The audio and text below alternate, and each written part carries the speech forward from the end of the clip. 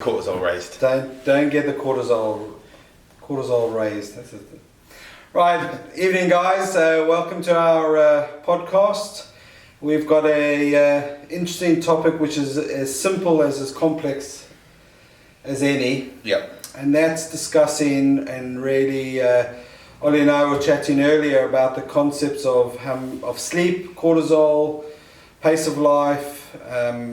And we thought we'd open a discussion along those lines. As always, it's unplugged. We don't know where we're going with this.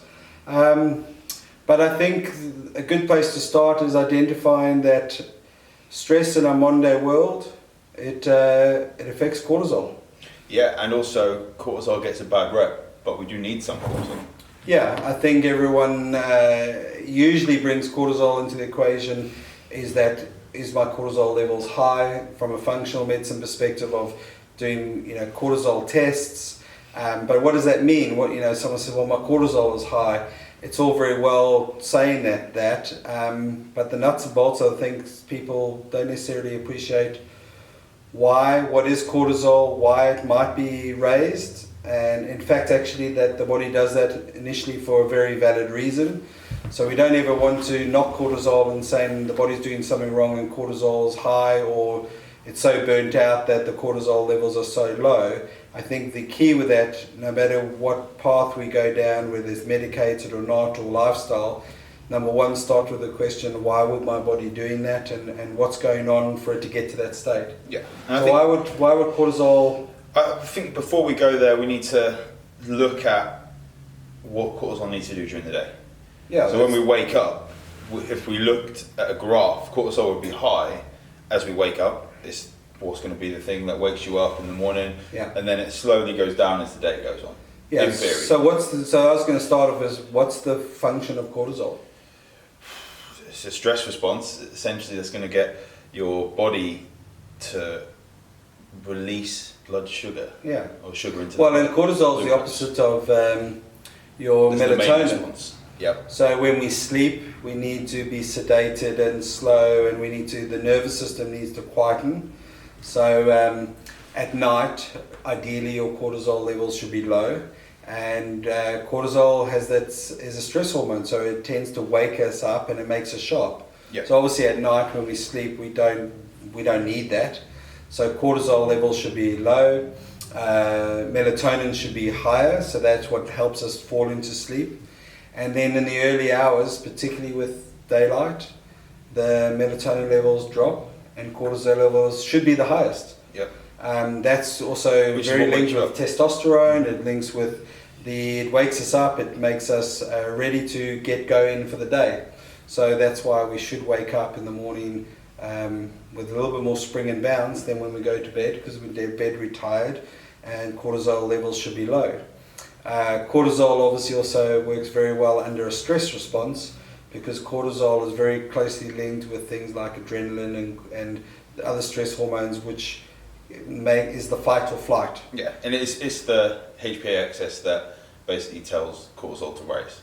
Yeah. So like your hypothalamus in the brain to pituitary to adrenals. Yeah. So that all links. So that hypothalamus tells your pituitary to tell your adrenals to say, we need cortisol, literally like that, or quicker than that, because if there's a lion there, we need to be able to run pretty quickly. Yeah, so I describe it within chiropractic terms, the nervous system, as sympathetic and parasympathetic. Parasympathetic is that slow, you want that to go to sleep. Sympathetic is I need to be awake. If we're sitting here and a lion walks into the room, Happens a lot in Norwich. Of course, yeah. Cortisol, South Africa, so you've got to be prepared. You never know. These zoos, they're not as strong as they're not as secure as they used to be. So a rogue lion wanders in, immediately your fight or flight response kicks in. Your cortisol levels go up because your body is going to say, wake up. You either got to fight this lion or run away from this lion. And it's designed for something to happen within minutes and then done. So either the lion's killed you, you've killed the lion, you've scared the lion and it's run away, or you've run away. But that happens in an instant. And it does that by putting sugar in, like basically into the blood for us to get energy, deliver it to where we need it. So it changes our metabolism, it changes our heart rate, takes the blood away from the stomach and the places where we don't necessarily like, oh, we don't need it there. Yeah. And that's one of the big problems because it slows down digestion. Yeah, so it's designed, but it's very effective to do that in the short term and must do that. It's not saying, listen, at the moment, having a big meal is important. In many ways, it actually goes the other way. That sex drive as well. The whole, it prioritizes. Yeah, and I think we don't have lions nowadays, but we have deadlines at work. We have stress at home with family, with relationships. We have stress with the traffic outside.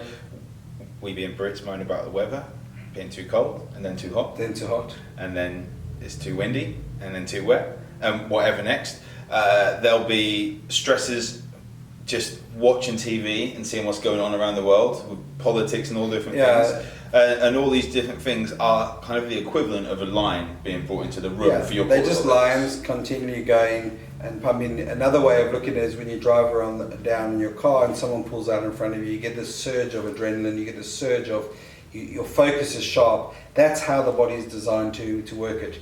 But as you say, lifestyle now, we're getting kind of almost mini lions hitting us, hundreds of times in the day, and then we're trying to then say, right, I've got this deadline there, but now it's late, I must go get to sleep.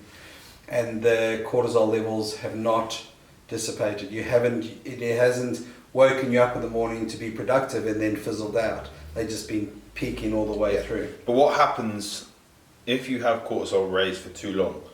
What are the implications? Well, burnout. There's this debate within medical terms of an adrenal burnout or adrenal fatigue, but really what happens is just these systems, your body just can't operate. It's a bit like revving your car. The car's revs can go high to suddenly drop a gear and get out of a sticky situation in the traffic, but it's not designed to drive at that high revs all the way to London and back. And so the answer what would happen to your car? Well, it'll overheat, it'll over-rev, something's going to pop and burn. But we can also that's what's see going to happen. It creates inflammation, and that's the big thing in to take it to a health perspective. Yeah. It creates inflammation. Your body is not designed to run at that level. But if we look at the main purpose as well of the blood sugar, we can also see that we're getting people that are pre-diabetic that aren't overweight because of their stress levels. And then they can get type 2 diabetes without actually saying, oh, I'm obese or anything like that. They might be exercising, but again, the exercise might be actually increasing the cortisol. Yeah, so the thing is what happens is stress, your metabolism get thrown, and then so if you take the sugar element, you start getting insulin resistance. So your body needs to use more insulin to get the same amount of blood sugar control, and eventually you start then developing diabetes. And that doesn't have to be in that category obese person. It can be that slim, but they continually, sugar levels are high. Stress. And they're just hitting those, the pancreas is just hitting the insulin levels all the time. You can get,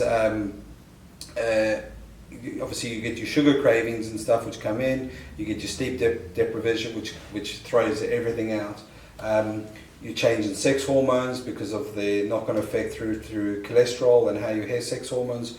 It's said the priorities change. Your body is not then saying, oh, I've got to be super fit for reproduction when the lion's just about to try and eat you. And if we look at cortisol over time, that big peak in the morning, it gets lower and lower and lower, and then you get the people that are really, really fatigued and the body isn't actually producing cortisol to the degrees it needs, and that's just a whole nother story. So those are the guys also, aren't they, who then say, I need my fix, I need my pick-me-up. So their cortisol levels are low, so in the morning they fatigued, they're drained, so they need the coffee, they need the sugar, they need a croissant, they need something to boost them up, because the body then needs instant energy. So if you've had a slice of cucumber and a tomato, they're not quite going to cut it. It's not first thing in the morning. Is that a South African thing? I was off the track. I wasn't thinking about breakfast, but hey, you could have that. I'm sure people do. Yep. Avocado, tomato, and boiled egg is a great breakfast. I wouldn't have it. No? Nah. Too millennial for me. Too millennial. I am technically a millennial. You're more millennial than I am. Yeah, it's too Love Islandy for me. But no, don't get me started with that. that can stress people out. In fact, That does let's stress me use that out. as a diversion, because I was speaking at someone. A diversion, not a diversion. Anyway, Deviation. that's the one. I was speaking to someone who was talking about sleep, and sleep is one of the things which we need to help make sure that our hormones are all working properly. And as we said about cortisol going lower in the evening, if we think about when the sun goes down and we have all the false light, the systems that we have around us, all the technology are going to be smashing out blue light, which is going to wake us up. And I was speaking to someone and I said, look, it's going to be a case of getting sleep optimized and just bringing sleep a little bit forward. And they were complaining about health. They couldn't sleep earlier because Love Island was on. And I gave up. There comes a point when, probably shouldn't say it on a live, shouldn't say it on a podcast, but if you're putting Love Island above your health, maybe that's where your priorities need to change. Yeah, but that's where the thing. Don't you think that some people they understand that there's a change in their health, and so stress is a great one, because everyone says, "Oh, I've got stress," and everyone does have stress. But when it comes to health, and then when people need to stop and look, they're looking for either that one thing or that magic bullet or the tablet or this, rather than actually saying, what's my lifestyle like? Why would I be doing it? And so when looking at things like sleep, some people say, well, how many people do actually say, maybe I need to, my sleep patterns aren't that good, or how do I get ready to go to sleep, and understand stress levels and how. I always say that stress, what's going on in the day is what affects you at night when you're trying to get to sleep. So if you're sleeping, you're waking up in the middle of the night, it's usually from day stress, because your cortisol levels, your stress hormones, you're getting enough sleep to survive but not to thrive. But it does surprise me how some people are very in tune, they're very connected and saying, this is what's going on and I can understand why this, but other people, they just don't seem to. So they look at that, well, I'm stressed, so Love Island is easy viewing. Mm-hmm. It's not complicated viewing. So some people say, well, I'll watch Love Island to unwind, but I don't think they're necessarily realising that actually is not unwinding them. It's a very strong stimulant. Yeah, and we look at that. I didn't really go into it with. So we've got the cortisol. All other programs can also do this. Yeah, we're not discriminating against Love Island. It's not very good, but we're not discriminating against it. And I'm going to hold my hands up and say I've never actually seen an episode, so I can't even judge it. Anyway, the cortisol goes down as the day goes on, and when it gets to bedtime, the problem is we're scrolling through our phones, we've got iPads up to our face, we're on Netflix, Amazon, whatever it is, and Love Island, if that's your thing, that's your thing. But then we have this raise in cortisol because of false sunlight. So it goes down, we're getting ready to sleep, and then suddenly it's up again. Yeah. And there are those hours where it's 10 till 12 or something like that at midnight. Then people say, I can't sleep because your cortisol is raised up because the body thinks it's the morning again. And it's not just about cortisol. There's other hormones. This is very all those other hormones and all the other things. So it's a real complex interaction between different hormones and systems. And so it's very much trying to get back into, I think the message for the cortisol is it's part of a rhythm, and trying to understand that the body's on a rhythm. So when stresses are up and we know that there are lions attacking us, hypothetically, how are we then unwinding and getting rid of them? Things like meditation and relaxation techniques.